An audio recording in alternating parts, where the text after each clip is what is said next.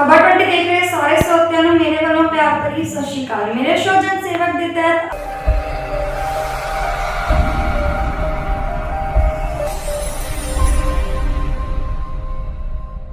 ਅੱਜ ਅਸੀਂ ਮੌਜੂਦ ਹਾਂ ਜ਼ਿਲ੍ਹਾ ਬਠਿੰਡਾ ਦੇ ਪਿੰਡ ਗੰਗਾ ਅਬਲੂਕੀ ਵਿੱਚ, ਜਿੱਥੇ ਕਿ ਸਾਡੇ ਨਾਲ ਮੌਜੂਦ ਨੇ ਇਸ ਪਿੰਡ ਦੇ ਸਰਪੰਚ ਮਨਮੋਹਨ ਸਿੰਘ ਜੀ। ਆਓ ਤੁਹਾਨੂੰ ਇਹਨਾਂ ਨਾਲ ਮਿਲਵਾਉਂਦੇ ਹਾਂ, ਇਹਨਾਂ ਦੇ ਪਿੰਡ ਦੇ ਬਾਰੇ ਜਾਣਕਾਰੀ ਲੈਂਦੇ ਹਾਂ, ਇਹਨਾਂ ਦੀ ਨਿੱਜੀ ਸ਼ਖਸੀਅਤ ਜਾਣਦੇ ਹਾਂ।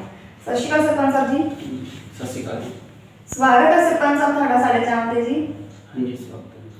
ਸਰਪੰਚ ਸਾਹਿਬ ਸਾਡੇ ਵੀਡੀਓ ਨਾਲ ਜੁੜ ਚੁੱਕੇ ਨੇ ਤੇ ਜਾਣਨਾ ਚਾਹੁੰਦੇ ਕਿ ਤੁਸੀਂ ਰਾਜਨੀਤੀ ਵਿੱਚ ਕਦੋਂ ਤੋਂ ਹੋ ਤੇ ਕਿਸ ਪਾਰਟੀ ਨਾਲ ਜੁੜੇ ਹੋਏ ਹੋ? ਅਸੀਂ 20 ਸਾਲ ਤੋਂ ਰਾਜਨੀਤੀ ਵਿੱਚ 20 ਸਾਲ ਕਿਸ ਪਾਰਟੀ ਨਾਲ ਜੁੜੇ ਹੋ? ਕਾਂਗਰਸ ਨਾਲ।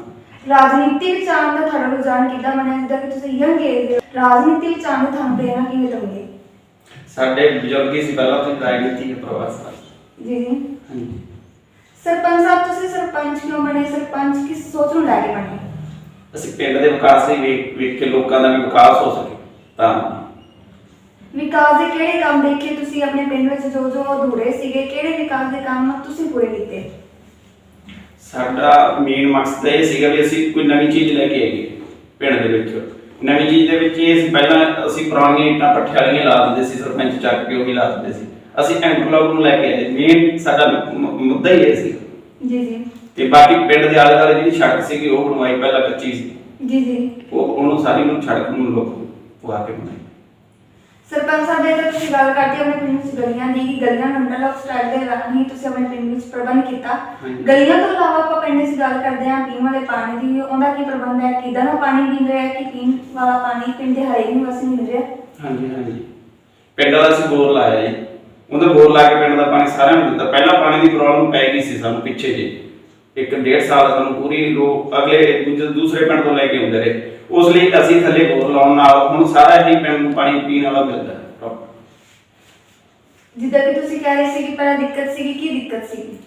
ਪਹਿਲਾਂ ਸਾਨੂੰ ਨਹਿਰੀ ਪਾਣੀ ਨਹੀਂ ਆਉਂਦਾ, ਉਹਦੇ ਕਰਕੇ ਸਾਡੀ ਦਿੱਕਤ ਸੀਗੀ। ਨਹਿਰੀ ਪਾਣੀ ਨਹੀਂ ਆ ਰਿਹਾ ਸੀਗਾ ਤੇ ਉਹ ਦੂਸਰਾ ਪਾਣੀ ਨਾਲ ਡੈਕ ਖਾਲੀ ਹੋ ਜਾਂਦਾ ਸੀ। ਮੁੜ ਕੇ ਅਸੀਂ ਪਾਣੀ ਉਹ ਗੰਦਾ ਪਾਣੀ ਪਾਉਂਦੇ ਨਹੀਂ ਸੀਗੇ, ਜਿਵੇਂ ਸੁਆ ਲੰਮਾ ਟਾਈਮ ਵਗਦਾ ਨਹੀਂ ਟਾਇਰ ਤੇ। ਇਹਦੀ ਪ੍ਰੋਬਲਮ ਪੈ ਰਹੀ ਸੀ ਕਿ ਤੁਹਾਡੇ ਪਿੰਡ ਨੂੰ ਨਹਿਰੀ ਪਾਣੀ ਨਹੀਂ ਮਿਲ ਰਿਹਾ? ਨਹੀਂ ਮਿਲ ਰਿਹਾ, 15 ਸਾਲਾਂ ਤੋਂ ਨਹੀਂ ਮਿਲ ਰਿਹਾ। ਕਿਉਂ ਨਹੀਂ ਮਿਲ ਰਿਹਾ? ਕੀ ਕਾਰਨ ਹੈ? ਕਿਉਂਕਿ ਸੂਆ ਸਾਡਾ ਦੂਸਰੇ ਪਾਸੇ ਲੰਘ ਗਿਆ, ਮੁਕਤਸਰ ਏਰੀਏ ਨੂੰ। ਜਿਹੜਾ ਸਾਡਾ ਇਹ ਸੂਆ ਸੀਗਾ ਜੇ ਇਹੀ ਪਾਰ ਕਰਿਆ ਜਾਂਦਾ ਤਾਂ ਫੇਰ ਸੀਗਾ, ਇਹਨੂੰ ਹੁਣ ਟਾਇਰ ਬਣਾ ਦਿੱਤੀ, ਤਾਂ ਕਰਕੇ ਸਾਨੂੰ ਪ੍ਰੋਬਲਮ ਹੈ ਇਸ ਕਰਕੇ। ਤੁਸੀਂ ਇਸ ਮੁਸ਼ਕਿਲ ਦਾ ਹੱਲ ਕਿੱਦਾਂ ਕਰਨਾ ਚਾਹੋਗੇ? ਅਸੀਂ ਪਾਣੀ ਚਾਹੁੰਦੇ ਹਾਂ ਨਹਿਰੀ ਦਾ। ਜੀ ਜੀ। ਨਹਿਰੀ ਪਾਣੀ ਸਾਨੂੰ ਮਿਲੇ ਪੂਰਾ, ਨਾਲੇ ਸਾਰੇ ਵਾਟਰ ਨਾਲ ਸਾਨੂੰ ਨਹਿਰੀ ਪਾਣੀ ਪੀਣ ਨੂੰ ਮਿਲੇ। ਹੁਣ ਅਸੀਂ ਥੱਲੇ ਵਾਲਾ ਪਾਣੀ ਪੀਂਦੇ, ਧਰਤੀ ਵਾਲਾ। ਸਰਪੰਚ ਸਾਹਿਬ ਕੀ ਤੁਸੀਂ ਇਸ ਸਮੱਸਿਆ ਦਾ ਹੱਲ ਲਈ ਆਪਣੇ ਐਮਐਲਏ ਸਾਹਿਬ ਅੱਗੇ ਬੇਨਤੀ ਕੀਤੀ ਕਿ ਇਸ ਸਮੱਸਿਆ ਦਾ ਹੱਲ ਕੀਤਾ ਜਾਏ? ਇਹ ਲੱਗੇ ਹੋਏ ਐਮਐਲਏ ਸਾਹਿਬ ਵੀ ਲੱਗੇ ਹੋਏ ਇਸ ਕੰਮ ਦੇ ਵਿੱਚ ਬਹੁਤ। ਐਮਐਲਏ ਸਾਹਿਬ ਨੂੰ 3-4 ਬੇਨਤੀ ਵੀ ਕਰੀ, ਪਰ ਐਮਐਲਏ ਖੁਦ ਹੀ ਸਾਡੇ ਨਾਲ ਚੰਡੀਗੜ੍ਹ ਜਾ ਕੇ ਕਰਦਾ ਬੇਨਤੀ ਆ ਵੀ ਕੀਤੀ। ਜੀ ਜੀ। ਹਾਂਜੀ। ਸਰਪੰਚ ਸਾਹਿਬ ਨੇ ਤਾਂ ਆਪਾਂ ਗੱਲ ਕੀਤੀ ਤੁਹਾਡੇ ਪਿੰਡ ਜੋ ਪੀਣ ਵਾਲਾ ਪਾਣੀ ਹੈ ਉਹਦੀ, ਜੇ ਆਪਾਂ ਗੱਲ ਕਰਦੇ ਹਾਂ ਤੁਹਾਡੇ ਪਿੰਡ ਵਿੱਚ ਜੋ ਵੇਸਟ ਪਾਣੀ ਹੈ, ਘਰਾਂ ਦਾ ਪਾਣੀ ਹੈ, ਗੰਦਾ ਪਾਣੀ, ਉਹਦਾ ਕੀ ਪ੍ਰਬੰਧ ਹੈ? ਕਿਸ ਪ੍ਰਬੰਧ ਦੇ ਰਾਹੀਂ ਪਾਣੀ ਤੁਹਾਡੇ ਵਿਕਾਸ ਹੋ ਰਿਹਾ? ਉਹ ਸਾਡੀ ਪਾਈਪਲਾਈਨ ਪਾਈ ਗਈ ਡਰੇਨ ਦੇ ਵਿੱਚ ਜਾ ਰਹੀ ਹੈ।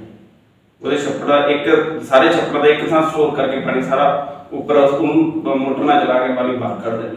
ਜੇ ਵਰਖਾ ਵੀ ਹੁੰਦੀ ਹੈ ਅਸੀਂ 12 ਘੰਟੇ ਚ ਪਿੰਡ ਵਿਹਲਾ ਕਰਦੇ ਹਾਂ। ਉਹਦਾ ਪਾਣੀ ਫਿਰ ਅੱਗੇ ਕਿੱਥੇ? ਛੱਪੜ ਤੋਂ ਪਾਣੀ ਦਾ ਅੱਗੇ ਕੀ ਨਿਕਾਸ ਹੈ? ਉਹ ਡਰੇਨ ਦੇ ਵਿੱਚ ਜਾ ਰਿਹਾ। ਡਰੇਨ ਸਾਡੇ ਕੋਲ 1 ਕਿਲੋਮੀਟਰ 1.5 ਕਿਲੋਮੀਟਰ ਦੇ। ਸਰਪੰਚ ਸਾਹਿਬ ਪੀਣ ਵਾਲੇ ਪਾਣੀ ਜਾਂ ਪਾਣੀ ਦੀ ਨਿਕਾਸੀ ਤੋਂ ਇਲਾਵਾ ਪਿੰਡ ਵਿੱਚ ਆਪਾਂ ਗੱਲ ਕਰਦੇ ਹਾਂ ਬਾਕੀ ਵਿਕਾਸ ਦੇ ਮੁੱਦਿਆਂ ਦੀ, ਜਿੱਦਾਂ ਕਿ ਸਿੱਖਿਆ ਦੀ।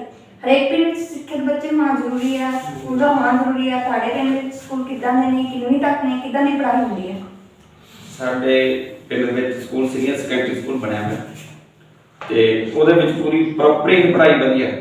ਐਤਕੀ ਬੱਚੇ ਵੀ ਬਾਹਰੋਂ ਦੂਜੇ ਪਿੰਡ ਦੇ ਵੀ ਲਾ ਰੱਖੇ ਆ, ਪੂਰੇ ਲਾਏ ਆ ਬੱਚੇ। ਅੱਗੇ ਬੱਚੇ ਘਟ ਗਏ ਸੀਗੇ, ਹੁਣ ਦੂਸਰੇ ਜਿਹੜੇ ਪ੍ਰਾਈਵੇਟ ਸਕੂਲਾਂ ਵਾਲੇ ਬੱਚੇ ਉਹ ਵੀ ਅਸੀਂ ਇੱਧਰ ਭੇਜ ਰਹੇ। ਬਹੁਤ ਵਧੀਆ ਗੱਲ ਹੈ ਸਰਪੰਚ ਸਾਹਿਬ ਜੀ। ਜ਼ਿਆਦਾਤਰ ਕੀ ਸਕੂਲ ਪੰਜਾਬ ਦੇ ਸਮਾਰਟ ਸਕੂਲਾਂ ਵਿੱਚ ਤਬਦੀਲ ਹੋ ਚੁੱਕੇ ਹਨ ਕਿ ਹੁਣ ਕਰੋਨਾ ਵਾਇਰਸ ਦੀ ਬਿਮਾਰੀ ਦੇ ਕਾਰਨ ਆਨਲਾਈਨ ਸਟੱਡੀ ਹੋ ਰਹੀ ਹੈ। ਤੁਹਾਡੇ ਪਿੰਡ ਵਿੱਚ ਆਨਲਾਈਨ ਸਟੱਡੀ ਹੋ ਰਹੀ ਹੈ? ਹਾਂਜੀ ਹੋ ਰਹੀ ਹੈ। ਸਕੂਲਾਂ ਦੀ ਹਾਲਤ ਦੀ ਆਪਾਂ ਗੱਲ ਕਰਦੇ ਕਿੱਦਾਂ ਦੀ ਹੈ? ਬਹੁਤ ਵਧੀਆ ਜੀ। ਅਸੀਂ ਹੁਣ ਸਾਰਾ ਰੰਗ ਕਰਾ ਕੇ ਸਾਰਾ ਸਕੂਲ ਪ੍ਰੋਪਰ ਵਧੀਆ ਬਣਾਇਆ ਹੈ। ਸਰਪੰਚ ਸਾਹਿਬ ਸਿੱਖਿਆ ਦੇ ਨਾਲ ਆਪਾਂ ਗੱਲ ਕਰਦੇ ਹਾਂ ਪਿੰਡ ਸਿਹਤ ਸੇਵਾਵਾਂ ਦੀ, ਉਹਦਾ ਕੀ ਪ੍ਰਬੰਧ ਹੈ? ਪਿੰਡ ਦੇ ਨਿਵਾਸੀਆਂ ਨੂੰ ਸਿਹਤ ਸੇਵਾਵਾਂ ਕਿੱਦਾਂ ਮਿਲਦੀਆਂ ਨੇ?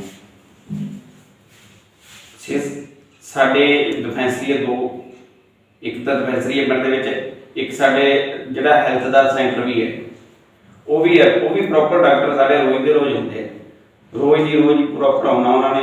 ਪਰ ਲੋਕ ਪਰਮਨੈਂਟ ਤੋਂ ਭੱਜ ਜਾਂਦੇ, ਉਹਨਾਂ ਕੋਲੇ ਘੱਟ ਠਹਿਰਦੇ ਨੇ, ਕਿਉਂਕਿ ਸਰਕਾਰੀ ਕੋਲ ਘੱਟ ਠਹਿਰਦੇ, ਪ੍ਰਾਈਵੇਟ ਕੋਲ ਜ਼ਿਆਦਾ ਜਾਂਦੇ ਆ। ਆਹ ਵੀ ਪ੍ਰੋਬਲਮ ਆ ਸਾਨੂੰ ਹੋਰ ਕੋਈ। ਉਹਦਾ ਕੀ ਕਾਰਨ ਹੈ?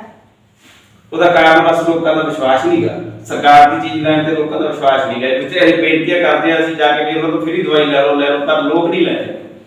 ਇਹ ਤਾਂ ਲੋਕਾਂ ਦੇ ਚਾਹੀਦਾ ਉਹਨਾਂ ਨੂੰ ਲੈਣਾ। ਤੁਸੀਂ ਆਪਣੇ ਪਿੰਡ ਦੇ ਲੋਕਾਂ ਨੂੰ ਕੀ ਕਹਿਣਾ ਚਾਹੋਗੇ ਸਾਡੇ ਚੈਨਲ ਦੇ ਰਾਹੀਂ? ਹਾਂਜੀ, ਮੈਂ ਤਾਂ ਪਿੰਡ ਵਾਸੀਆਂ ਨੂੰ ਇਹੀ ਅਪੀਲ ਕਰਦਾ ਹਾਂ, ਇੱਕ ਤਾਂ ਨਸ਼ੇ ਪੱਤੇ ਤੋਂ ਦੂਰ ਰਹਿ, ਦੂਸਰੀ ਗੱਲ ਇਹ ਹੈ ਵੀ ਜਿਹੜਾ ਵੀ ਆਪਣਾ ਪਿੰਡ ਦਾ ਜਿਹੜਾ ਆਲਾ ਦੁਆਲਾ ਉਹਨੂੰ ਆਪਾਂ ਸਾਫ਼ ਸਫਾਈ ਦਾ ਰੱਖੀਏ। ਆਪਦੇ ਆਪਾਂ ਜ਼ਿੰਮੇਵਾਰ ਸਮਝ ਕੇ ਆਪਦੇ ਬਾਹਰ ਹੋਏ ਅੱਗੋਂ ਵੀ ਆਪਾਂ ਆਪ ਹੀ ਮਿੱਟੀ ਘਟਾ ਚੱਕੀਏ, ਪਰ ਬਾਹਰ ਗੰਦ ਨਹੀਂ ਹੋਣਾ। ਜੀ ਠੀਕ ਹੈ। ਤੀਜੀ ਗੱਲ ਇਹ ਹੈ ਵੀ ਆਪਾਂ ਸਕੂਲ ਦੇ ਵਿੱਚ ਬੇਟੀਆਂ ਨੂੰ ਪੜਾਓ, ਬੇਟਿਆਂ ਨੂੰ ਪੜਾਓ। ਜੇ ਆਪਾਂ ਪੜਾਵਾਂਗੇ ਤਾਂ ਹੀ ਆਪਣਾ ਪਿੰਡ ਅੱਗੇ। ਜੀ ਸਰਪੰਚ ਸਾਹਿਬ, ਜਿੱਦਾਂ ਕਿ ਤੁਸੀਂ ਸਾਡੇ ਚੈਨਲ ਦੇ ਰਾਹੀਂ ਆਪਣੇ ਪਿੰਡ ਨਿਵਾਸੀਆਂ ਨੂੰ ਜੰਗ ਨੂੰ ਨਸ਼ੇ ਦੀ ਦਲਦਲ ਤੋਂ ਦੂਰ ਰਹਿਣ ਦੀ ਅਪੀਲ ਕੀਤੀ ਹੈ, ਅਸੀਂ ਜਾਣਨਾ ਚਾਹਾਂਗੇ ਕਿ ਤੁਹਾਡੇ ਦੁਆਰਾ ਕੀ ਪ੍ਰਬੰਧ ਕਰਵਾਏ ਜਾ ਰਹੇ ਇਸ ਨਸ਼ੇ ਤੋਂ ਦੂਰ ਰੱਖਣ ਲਈ ਆਪਣੇ ਪਿੰਡ ਦੇ ਨੌਜਵਾਨਾਂ ਨੂੰ?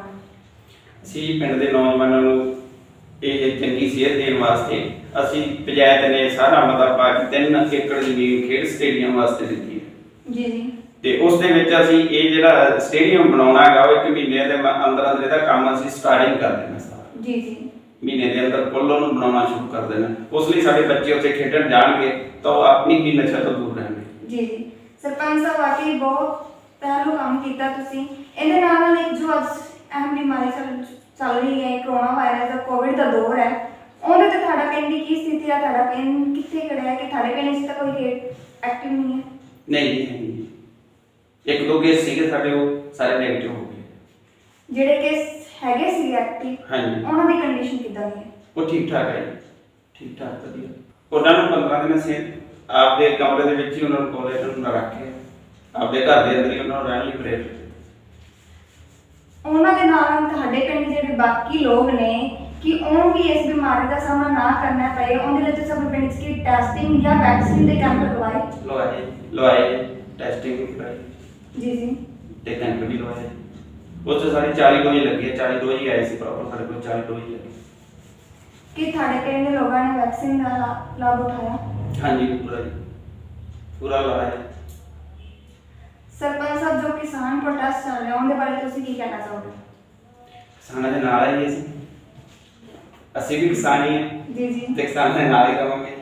ਜੀ ਹਾਂਜੀ, ਤੁਹਾਡੇ ਮੁਤਾਬਿਕ ਜੋ ਸਰਕਾਰ ਦੁਆਰਾ, ਕੇਂਦਰ ਸਰਕਾਰ ਦੁਆਰਾ ਤਿੰਨ ਕ੍ਰਿਸ਼ੀ ਕਾਨੂੰਨ ਬਿੱਲ ਪਾਸ ਕੀਤੇ ਗਏ ਆ, ਉਹਨਾਂ ਨੂੰ ਰੱਦ ਕਰਨਾ ਚਾਹੀਦਾ ਹੈ ਜਾਂ ਉਹਨਾਂ 'ਚ ਸੋਧ ਲਿਆਉਣੀ ਚਾਹੀਦੀ ਹੈ? ਅਸੀਂ ਤਾਂ ਰੱਦ ਕਰਾ ਕੇ ਮੁੰਡੇ ਰੱਦ ਕਰਨ ਦੇ ਕਰਕੇ ਬੈਠੇ ਹਾਂ। ਇਸ ਦਾ ਕਿਸਾਨਾਂ ਦੇ ਨਾਲ ਰੱਦ ਹੀ ਕਰਨੀ ਚਾਹੀਦੀ ਹੈ। ਸਰਪੰਚ ਸਾਹਿਬ, ਅਸੀਂ ਆਪਣੇ ਚੈਨਲ ਦੇ ਰਾਹੀਂ ਦਰਸ਼ਕਾਂ ਨੂੰ ਜੋ ਤੁਹਾਡਾ ਸੁਪਨਾ ਸੀਗਾ ਤੁਹਾਡੇ ਪਿੰਡ ਨੂੰ ਲੈ ਕੇ ਆਉਂਦੇ ਪ੍ਰਤੀ ਰੂਬਰੂ ਕਰਵਾਉਣਾ ਚਾਹਾਂਗੇ ਕਿ ਤੁਹਾਡੇ ਪਿੰਡ ਨੇ ਤੁਹਾਡਾ ਕੀ ਸੁਪਨਾ ਸੀ, ਕਿਸ ਰੂਪ ਵਿੱਚ ਤੁਸੀਂ ਆਪਣੇ ਪਿੰਡ ਨੂੰ ਦੇਖਣਾ ਚਾਹੁੰਦੇ ਸੀ? ਅਸੀਂ ਤਾਂ ਜਿਹੜੀ ਸ਼ੁਰੂਆਤ ਸੀ ਸੜਕਾਂ ਤੋਂ ਕਰੀ ਸੀ। ਸੜਕਾਂ ਅਸੀਂ ਕੁਝ ਸ਼ੁਰੂਆਤ ਉਹਦੀ ਕਾਫੀ ਕੁਝ ਬਣਾ ਲਈਆਂ, ਕੁਝ ਅਸੀਂ ਆਪਦੇ ਸਮੇਂ ਰਹਿੰਦੇ 'ਚ ਬਣਵਾ ਲਾਂਗੇ ਜੀ। ਸੋ ਇਹ ਸੀਗੇ ਪਿੰਡ ਗੰਗਾ ਅਬਲੂਕੀ ਦੇ ਸਰਪੰਚ ਮਨਮੋਹਨ ਸਿੰਘ ਜੀ, ਜਿਨ੍ਹਾਂ ਨੇ ਆਪਣੇ ਪਿੰਡ ਦੇ ਬਾਰੇ ਜਾਣਕਾਰੀ ਦਿੱਤੀ, ਆਪਣੇ ਪਿੰਡ ਦੇ ਵਿੱਚ ਹੋ ਰਹੀ ਗਤੀਵਿਧੀਆਂ ਦੇ ਬਾਰੇ ਜਾਣਕਾਰੀ ਦਿੱਤੀ। ਏਦਾਂ ਹੀ ਤੁਹਾਨੂੰ ਅਲੱਗ-ਅਲੱਗ ਹਸਤੀਆਂ ਦੇ ਨਾਲ ਮਿਲਵਾਉਂਦੇ ਰਹਾਂਗੇ। ਜਾਣਨੀ ਬਣੇ ਰਹੋ ਖਬਰ 20 ਦੇ ਨਾਲ। ਸਤਿ ਸ਼੍ਰੀ ਅਕਾਲ।